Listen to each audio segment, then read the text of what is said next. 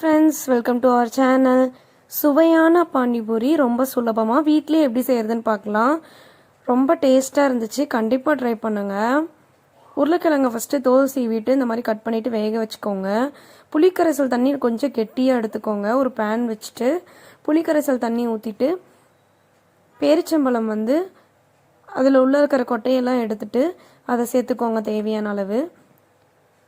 தேவையான அளவு மிளகாத்தூள் சேர்த்துக்கோங்க. நல்லா கொதிச்சதுக்கப்புறம் ஆற வச்சு ஒரு மிக்சியில் மாற்றி அரைச்சிக்கோங்க. புளி சட்னி ரெடி ஆயிடுச்சு பாருங்கள். இந்த பதத்தில் இருக்கணும், அந்த அளவுக்கு நீங்கள் நல்லா கொதிக்க விடணும். ஒரு மிக்சி ஜாரில் 2 பச்சை மிளகாய், ஒரு துண்டு இஞ்சி, புதினா, கொத்தமல்லி கழுவிட்டு சேர்த்துக்கோங்க. அரை லெமன் புளிஞ்சு விட்டுக்கோங்க. தேவையான அளவு உப்பு, கொஞ்சமாக பெப்பர் சேர்த்துட்டு தண்ணி ஊற்றிட்டு நல்லா அரைச்சிக்கோங்க.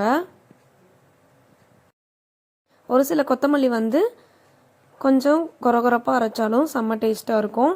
இந்த மாதிரி தேவைக்கேற்ப தண்ணி ஊற்றி வச்சுக்கோங்க. ஒரு கடாயில் எண்ணெய் வச்சுக்கோங்க, நல்லா சூடு பண்ணிக்கோங்க.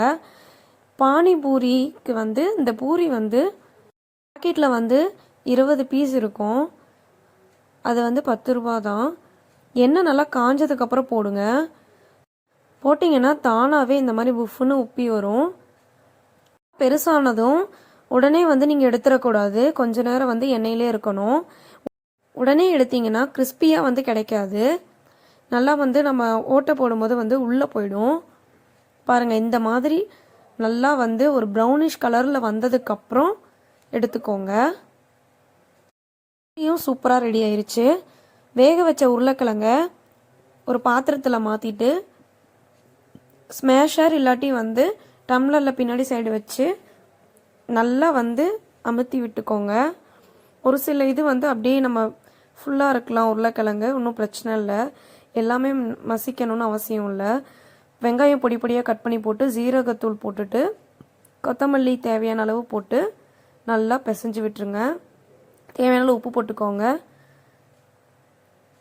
பூரியில் எல்லாமே ஓட்டை போட்டுட்டு இந்த நம்ம உருளைக்கிழங்கு ஸ்டஃபியை வச்சுட்டு நம்மளோட டேஸ்டான புளி சட்னியை வச்சுட்டு